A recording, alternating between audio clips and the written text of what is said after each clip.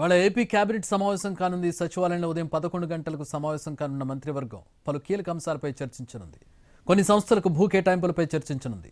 రిషికొండ నిర్మాణాలపై కూడా చర్చించే అవకాశం ఉంది. 3 కొత్త జిల్లాలు, పలు రెవెన్యూ డివిజన్ల ఏర్పాటుకు ఆమోదం తెలపనుంది.